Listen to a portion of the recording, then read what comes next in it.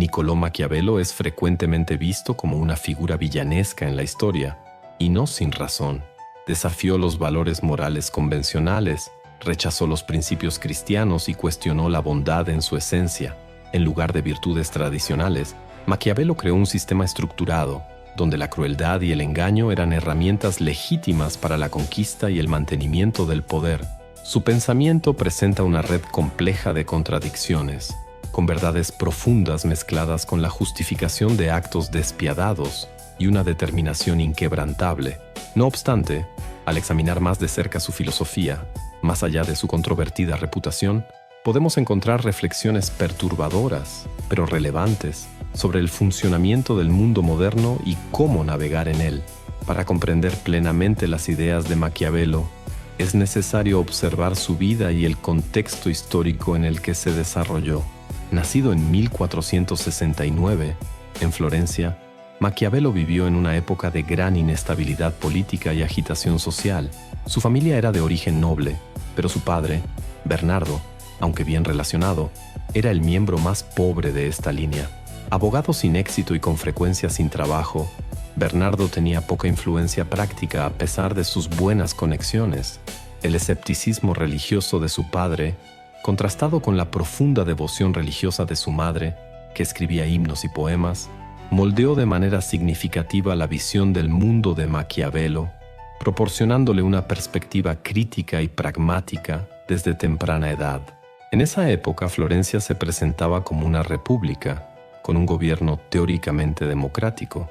La administración de la ciudad estaba compuesta por 8 priori, encabezados por una especie de primer ministro. Estos líderes eran elegidos cada 2 meses mediante un sistema de sorteo, donde solo los hombres más respetados y exitosos de la ciudad tenían sus nombres elegibles. Esta estructura de gobierno pretendía garantizar una rotación constante de poder, evitando que una única clase o grupo dominante asumiera el control de forma permanente. Sin embargo, en la práctica, el sistema era altamente disfuncional. Los cambios frecuentes en los líderes resultaban en políticas erráticas y una falta de continuidad en las decisiones gubernamentales. Fue en este escenario donde la poderosa familia Medici intervino, manipulando el sorteo de manera que sus aliados siempre estuvieran en el poder. Así, aunque oficialmente Florencia era una república, en realidad funcionaba como una dictadura disfrazada. Las guerras en Italia eran menos frecuentes que en otros lugares de Europa, pero no dejaban de ocurrir con cierta regularidad, mientras el resto del continente se involucraba en conflictos por territorios. Los gobernantes italianos, que preferían emplear mercenarios, cambiaban de alianzas conforme surgían oportunidades de ventaja. En este contexto, Maquiavelo creció en una sociedad donde la percepción de cómo funcionaba el poder estaba completamente desconectada de la realidad. Tuvo la oportunidad de observar de cerca el desorden y la corrupción política. Desde joven, también aprendió el precio que se pagaba al fallar en este escenario. Cuando tenía casi 9 años, vio a los conspiradores contra los Medici ser colgados de cabeza frente al edificio principal del gobierno y dejados allí para pudrirse durante semanas, como un claro ejemplo de la brutalidad política que lo rodeaba. Estos eventos dejaron una marca profunda en Maquiavelo, influyendo en su futura trayectoria. Aunque los detalles sobre la juventud de Maquiavelo son escasos, se sabe que recibió una buena educación. Con la expulsión de los Medici en 1494, Maquiavelo consiguió un puesto en el gobierno florentino, donde comenzó redactando documentos oficiales. En poco tiempo, fue promovido. A los 28 años, ya ocupaba el cargo de secretario de la Segunda Cancillería, uno de los principales departamentos del gobierno de Florencia, y también el de secretario de los 10 de la guerra, un comité responsable de las relaciones exteriores y de la preparación militar. Hasta el día de hoy, no está claro cómo ascendió tan rápidamente, ya que no hay registros que expliquen estas promociones. A pesar de que muchos minimizan la importancia de Maquiavelo como político, alegando que fracasó en su carrera, esta visión no hace justicia a su trayectoria inicial. Durante más de una década, Maquiavelo fue el diplomático más importante de Florencia. Aunque no logró hazañas extraordinarias, es difícil atribuirle la culpa, ya que Florencia era el estado más débil entre los principales estados italianos en un período extremadamente turbulento. En 1512, la República Florentina cayó y los Medici retomaron el poder. Sospechando que Maquiavelo había participado en una conspiración contra ellos, los Medici lo encarcelaron, lo torturaron y al año siguiente lo exiliaron. Fue durante este exilio que Maquiavelo escribió su obra más célebre, El Príncipe. Aunque no fue su único trabajo, sin duda fue el más famoso. La obra más emblemática e influyente de Maquiavelo es El Príncipe, y será a partir de esta obra que exploraremos, en gran parte, la filosofía maquiavélica. El Príncipe fue concebido como un manual para guiar a un líder. Más específicamente, fue escrito para Lorenzo de Medici, el entonces jefe de la poderosa familia Medici. Nos adentraremos en este punto más adelante. Durante mucho tiempo, la filosofía política dominante consideraba la bondad y el carácter moral como los principales criterios para medir la grandeza de un gobernante. Aunque no siempre era posible ver estos ideales aplicados, esta era la concepción predominante. Maquiavelo, en su obra, rompió completamente con esta visión tradicional. Él defendía que, para un gobernante, lo más importante era consolidar y mantener el poder. La bondad no era el parámetro para definir el éxito de un líder, sino la capacidad de construir una nación poderosa. Así, Maquiavelo separó de manera decisiva la política de la ética. Su libro no era una guía para una vida virtuosa, sino un manual para mantenerse en el control y ejercer el poder con eficacia. En este contexto, rechazó la visión cristiana tradicional y dio poco valor a la moralidad convencional. En realidad, Maquiavelo no negaba la existencia de la moralidad, pero creía que un político no podría ser moral todo el tiempo si quería ser eficaz. Este tipo de liderazgo requería valentía y muchas veces una dosis de crueldad y audacia. Aún así, Maquiavelo creía que estas cualidades eran necesarias para mantener el poder. Podría haber suavizado sus ideas y haber dicho algo como: necesitas actuar de esta manera para mantener el poder, pero eso no hace que el poder sea algo bueno. También podría haber mostrado desprecio por el tipo de persona que él creía capaz de mantener el poder. De esta manera, habría evitado muchas de las críticas que recibió, manteniendo aún así su mensaje central. Sin embargo, a lo largo de este pequeño libro, Maquiavelo destruye meticulosamente las nociones tradicionales de moralidad y en su lugar construye un análisis perturbador y a menudo inquietantemente preciso sobre el funcionamiento del poder. Un ejemplo claro de esto fue Cesare Borgia, hijo del Papa Alejandro VI, quien, con la ayuda de su padre, estaba construyendo un nuevo estado italiano cerca de Florencia en 1502. Borgia conquistó Cesena y, sin perder tiempo, partió en busca de nuevos territorios para expandir su dominio. Para mantener el control en la ciudad recién conquistada, dejó a su mano derecha, Ramiro de Lorca, con la misión de imponer orden a cualquier costo. Borgia le dio a Lorca carta blanca para ser tan cruel como fuera necesario, permitiéndole actuar con total libertad. Lorca no dudó en cumplir la orden. Bajo su mando, hombres fueron decapitados en presencia de sus familias, propiedades fueron confiscadas y cualquier oposición fue aplastada de manera brutal, con castigos extremos como la castración de quienes osaban resistirse. Con el paso del tiempo, Cesena fue sometida bajo un régimen de terror, pero la población, que vivía bajo un miedo constante, comenzó a odiar profundamente a Lorca y, por consecuencia, a Borgia. Cuando Borgia regresó a la ciudad, se dio cuenta de que la crueldad de Lorca había sembrado una semilla de aversión entre los ciudadanos. Los meses de brutalidad habían convertido a Lorca en un símbolo de tiranía, y ese resentimiento amenazaba la propia reputación de Borgia. En una jugada estratégica para preservar su imagen, Borgia ideó un plan traicionero. En una noche silenciosa, ordenó a sus hombres que capturaran a Lorca y lo ejecutaran. El cuerpo de Lorca fue brutalmente dividido en 2 partes, y su cabeza decapitada fue clavada en una estaca en la plaza central. A la mañana siguiente, los habitantes de Cesena se encontraron con el cadáver mutilado de Lorca expuesto para que todos lo vieran. Lejos de sentir repulsión, los ciudadanos se sintieron aliviados e incluso satisfechos con la muerte del hombre que tanto los había aterrorizado.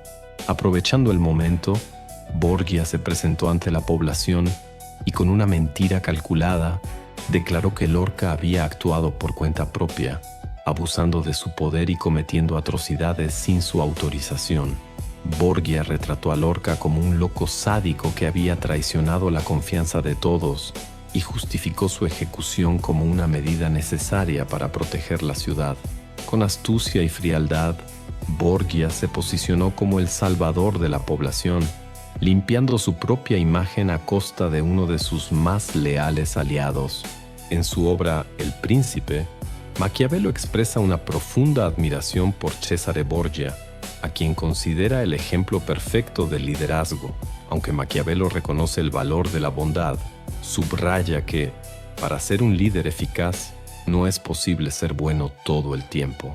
Para él, la política es como una batalla constante, donde la crueldad y la impiedad a menudo se vuelven indispensables. Según Maquiavelo, un líder no puede limitarse a la compasión, lealtad, humanidad o honestidad.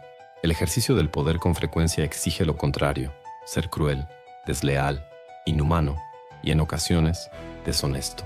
Maquiavelo plantea una cuestión crucial: ¿es preferible ser amado o temido? Aunque reconoce que lo ideal sería ser ambas cosas, afirma que, en la práctica, es más seguro ser temido. Las personas, según él, son volubles e impredecibles. Algunas son cobardes, otras mentirosas. Muchas pueden ser corrompidas o cambian de opinión fácilmente, independientemente de cuánto aseguren amar a un líder. Sin embargo, el miedo es constante.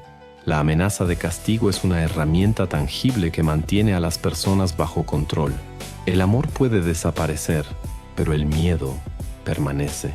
Cambiar la forma de pensar de las personas es una tarea mucho más ardua que inspirar miedo. Maquiavelo cree que, mientras el amor está fuera del control de un líder, el miedo puede ser manipulado. No obstante, advierte sobre un límite delicado. El miedo es útil, pero el odio debe evitarse a toda costa. El odio, según él, genera conspiraciones y asesinatos. Si la violencia es necesaria, debe aplicarse de manera rápida y discreta para no generar resentimiento entre el pueblo.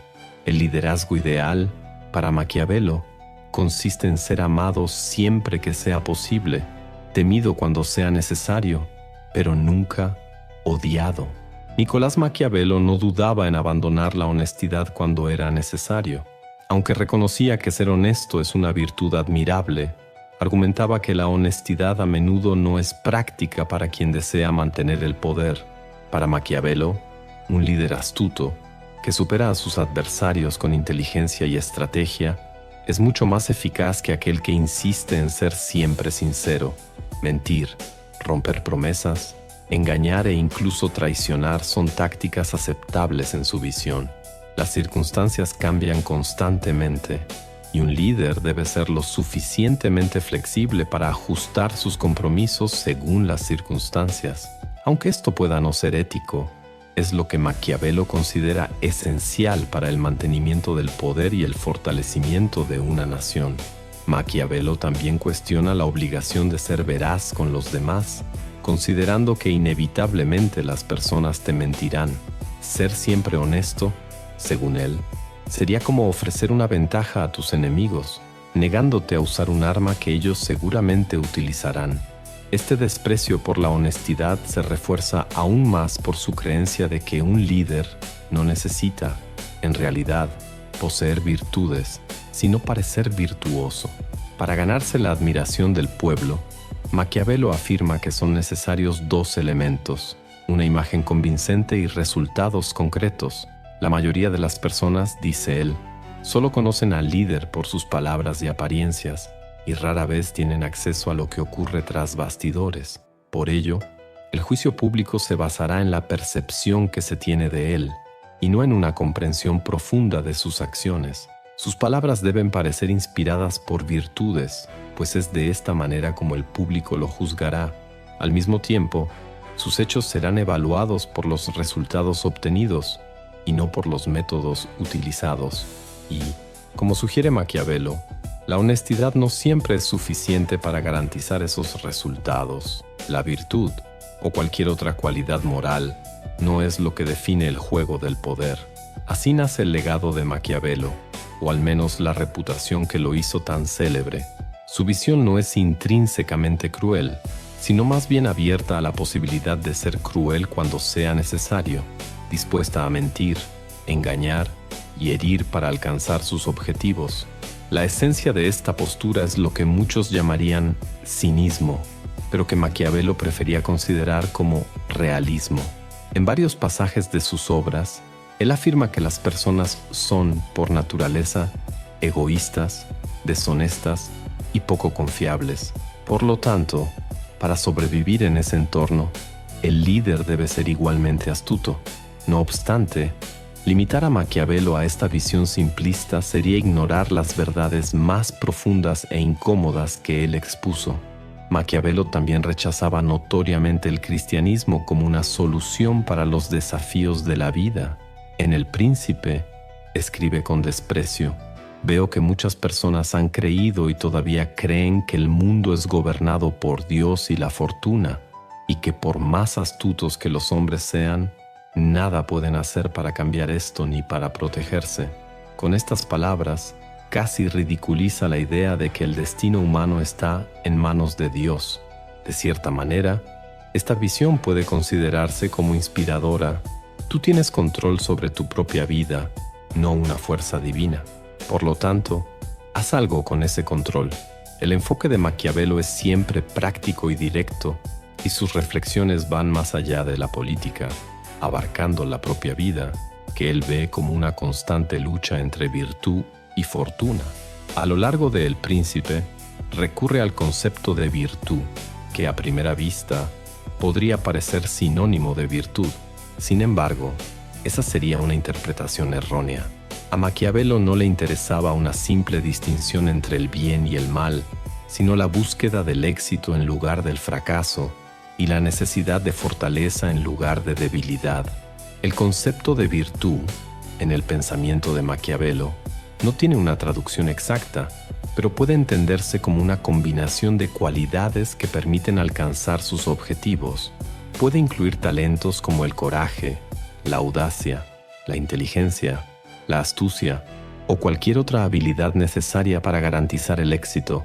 En un sentido más amplio, virtud representa la capacidad de actuar, de ejercer control sobre el propio destino.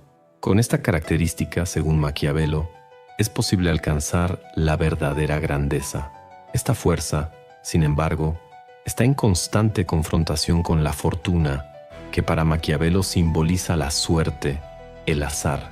Él sugiere que la fortuna decide la mitad de lo que sucede en nuestras vidas, mientras que la otra mitad está definida por nuestra virtud. Maquiavelo utiliza la metáfora de un río que, al desbordarse, destruye un pueblo y a su gente. Este evento representa la fortuna. No obstante, él argumenta que podemos mitigar los efectos de este destino construyendo diques y presas, preparándonos para enfrentar la imprevisibilidad.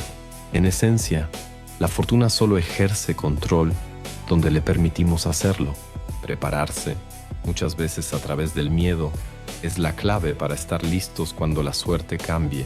Maquiavelo advierte que una estrategia exitosa hoy puede fracasar mañana, ya que la fortuna es voluble. La verdadera habilidad, por lo tanto, radica en la capacidad de adaptación. Para él es fundamental ajustar tus acciones conforme las circunstancias cambian, adaptarse o sucumbir. Además, Maquiavelo reconocía la existencia de una naturaleza instintiva dentro del ser humano. Él creía que, bajo las moralidades que practicamos o predicamos, hay una bestia oculta que busca satisfacer sus deseos a cualquier costo.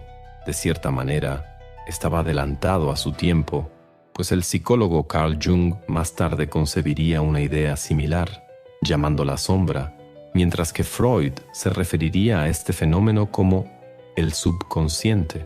Al igual que estos pensadores, Maquiavelo afirmaba que no debemos reprimir a esa bestia interna, pero tampoco podemos dejar que tome el control. La clave está en aprender a trabajar con ella, usando su fuerza a nuestro favor. Sé siempre ético, bondadoso y justo cuando sea posible. No obstante, al perseguir un objetivo, adopta la postura de una fiera. Actúa como un león, cuya imponencia ahuyenta a las hienas, y como un zorro, lo suficientemente astuto para escapar de las trampas, seguir estrictamente las leyes, la moralidad y las costumbres de los hombres puede llevarte lejos, pero solo hasta cierto punto. Maquiavelo nos ofrece una reflexión intrigante al abordar la diferencia entre el mundo tal como debería ser y el mundo tal como realmente es. Esta distinción, creo yo, es una de las más aterradoras y precisas de sus enseñanzas. Nos alerta sobre el abismo que separa estas dos realidades. Si te comportas basándote en una visión idealizada del mundo, ignorando cómo funciona en realidad, estarás caminando hacia tu propia ruina. Maquiavelo afirma que el mundo no es una utopía. Existen aspectos positivos, sí, pero está lejos de ser completamente bueno. Mentiras, trampas y peligros acechan, y es necesario estar preparado para enfrentarlos con resiliencia, viviendo de acuerdo con el mundo tal como es y no como pensamos que debería ser. Fortalecemos nuestras posibilidades de sobrevivir y prosperar. Este punto, en mi opinión, es la esencia de la filosofía maquiavélica, más allá de cualquier categorización de maldad o villanía. Sin embargo, al intentar aplicar estos principios a la realidad, surgen algunas dificultades. Maquiavelo escribió El Príncipe como un regalo para Lorenzo de Medici, líder de la poderosa familia Medici.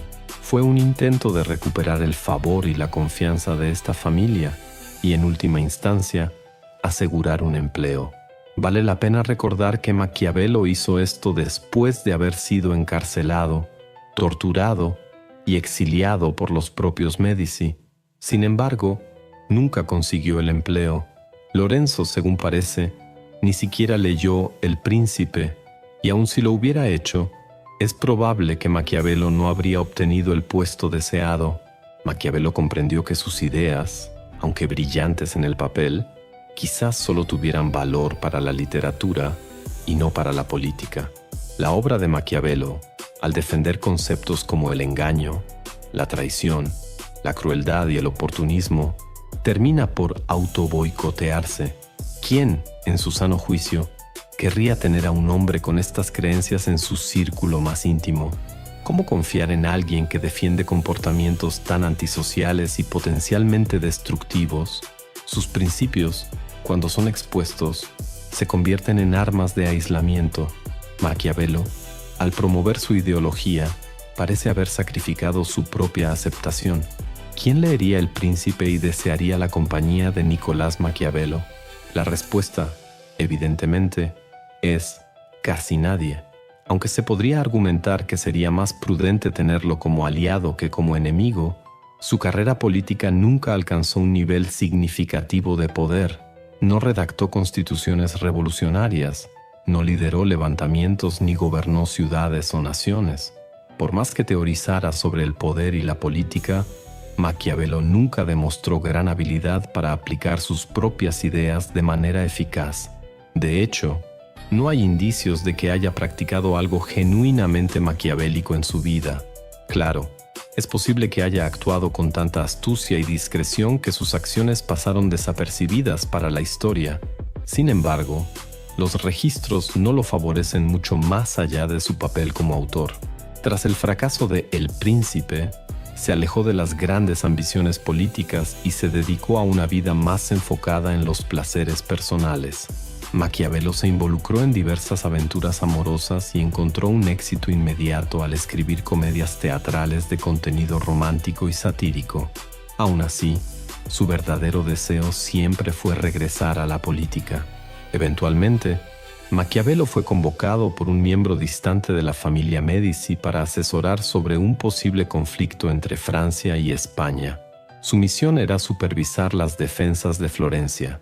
Sin embargo, cuando el ejército español se acercó, simplemente rodeó la ciudad y optó por saquear Roma sin enfrentar grandes resistencias.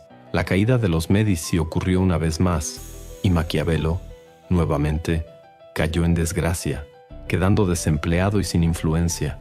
Se enfermó y poco después murió, concluyendo su vida sin haber alcanzado nunca el reconocimiento político que tanto anhelaba. Aunque su carrera política fue relativamente irrelevante, el impacto de Maquiavelo en la historia permanece incontestable. Sus escritos, en particular El Príncipe, dejaron una marca profunda. Publicado solo después de su muerte, el libro pronto causó polémica. Un cardenal inglés llegó a afirmar que la obra había sido escrita por el dedo de Satanás y el Papa Paulo IV rápidamente la prohibió. En Francia, durante el tumultuoso periodo de los conflictos entre los hugonotes protestantes y los católicos, el país estaba en manos de Carlos IX, un rey joven y enfermo. Sin embargo, el verdadero poder lo tenía su madre, Catalina de Médici, una italiana de Florencia e hija de Lorenzo de Médici, a quien el príncipe había sido originalmente dedicado. En 1572, la masacre del día de San Bartolomé resultó en la muerte de miles de hugonotes, y Catalina fue responsabilizada por el baño de sangre. Jean de la Gessé, uno de los pocos sobrevivientes, escribió un libro que consolidó la imagen de Maquiavelo como un villano. Retrató a Catalina como una devota lectora de las obras de Maquiavelo y presentó al autor como el epítome de la crueldad y la malicia italiana. Esta interpretación distorsionada de los escritos de Maquiavelo se difundió rápidamente y muchos lectores, descontextualizando sus ideas, comenzaron a asociar su filosofía con la brutalidad y la inmoralidad. Este concepto tergiversado fue lo que se popularizó. La obra de Jean de la Gessé fue traducida al latín y al inglés mucho antes de que El Príncipe estuviera disponible en estos idiomas, y esta visión maquiavélica negativa empezó a permear la cultura popular. Con el tiempo, el arquetipo maquiavélico se convirtió en una presencia frecuente en las artes, especialmente en el teatro y la literatura, asociando el nombre de Maquiavelo con la maldad. Sin embargo, lo que él realmente argumentaba era que la moral cristiana y la eficacia política no siempre van de la mano. Hoy en día, muchos probablemente estarían de acuerdo con esta reflexión, pero en aquella época, sus ideas fueron ampliamente malinterpretadas. La filosofía de Maquiavelo, aunque siempre controvertida, ha sido adoptada por políticos de diferentes partes del mundo. Sus principios no se limitan a líderes buenos o malos, autoritarios o permisivos. De cierta manera, sus reflexiones anticiparon o incluso moldearon la política moderna, describiendo con precisión las estrategias que gobiernan los bastidores del poder. Actualmente, los políticos aún necesitan mantener una apariencia de moralidad y, cuando es posible, actuar conforme a esos estándares. Sin embargo, es innegable que existe una clara disociación entre la ética y las ambiciones políticas, independientemente de la ideología. Independientemente de cuál sea tu visión política, es difícil negar la veracidad de esta constatación. Personalmente, nunca encontré particularmente atractivas las primeras discusiones en torno a Maquiavelo. Sin embargo, al analizar sus reflexiones sobre la vida, el mundo y las formas de actuar dentro de él, se puede percibir una sabiduría atemporal, una sabiduría que, en ocasiones, evitamos enfrentar. Reconozco que muchas de las ideas cínicas de Maquiavelo me causan resistencia. Jamás aspiraría a ser como Cesare Borgia, tampoco me gustaría tener un líder similar. Creo firmemente en la bondad inherente de las personas. Sin embargo, imagino que Maquiavelo se burlaría de esta creencia. Diría que me estoy dejando llevar por ilusiones, viviendo de acuerdo con una visión idealista de cómo debería ser el mundo y no como realmente es. Los escritos de Maquiavelo poseen una determinación implacable. No se preocupa por ser virtuoso, seguir principios religiosos o mantener relaciones personales. Su preocupación reside en una única cuestión: el poder. Aunque su enfoque no sea relevante para todos, hay algo admirable en esa determinación, incluso si no siempre se aplica al día a día de muchos. Al igual que los grandes villanos, Maquiavelo representa peligro. Seguir sus ideas ciegamente puede ser arriesgado, pero ignorarlas por completo tal vez sea igualmente peligroso.